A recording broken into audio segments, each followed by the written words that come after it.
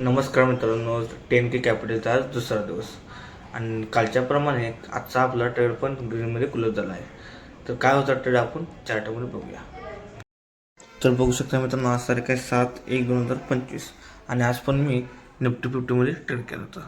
तर निफ्टी 50मध्ये आपला अनालिसिस काय होतं बघा. सकाळी मार्केट गॅप ओपन झाल्यानंतर ही स्ट्रॉंग ग्रीन कॅन्डल केल्यानंतर तरच पहिल्यांदाच मी ठरवलं होतं आज आपण डाऊन साईडला ट्रेड घ्यायचा. आणि डाऊन साईडला ट्रेड ठेवल्यानंतर पूर्ण मार्केट ओलाटायला असल्यामुळे मी इथं काही एंटर झालो नाही.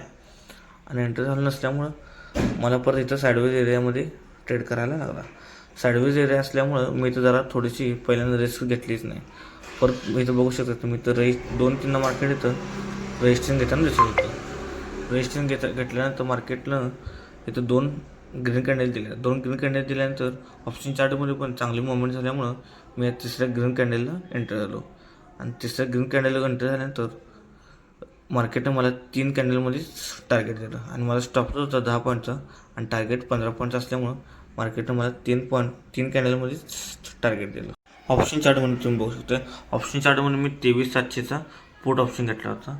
ऑप्शन चार्टमध्ये ही लाईन मी सकाळी ड्रॉ केली. त्या लाईनला मार्केट इथं 2-3दा सपोर्ट घेताना दिसत होतं. सपोर्ट घेताना दिसत असल्यामुळं मार्केटने इथं पहिला ब्रेकआउट दिला, परत ब्रेकआउट फेल झाला, परत दुसरा ब्रेकआउट दिल्यानंतर 2 स्ट्रॉंग ग्रीन कॅन्डल दिल्यानंतर पूर्ण ओलाटायला असल्यामुळं मी तिसऱ्या कॅन्डलला रिट्रेसमेंटला एंटर झाल्यानंतर मार्केटनं मला 3 कॅन्डलमध्येच टार्गेट दिला. आणि टार्गेट तुम्ही बघू शकता 115ला मी एंटर झालो, 133ला एक्झिट आणि 110ला माझा 105ला माझा हे होता स्टॉप लॉस. आणि आता बघू शकता मार्केट 105ला चालू आहे. आपला आजचा प्रॉफिट 1311 रुपये झालेला आहे आणि आपले कॅपिटल यूज झाले 8,625.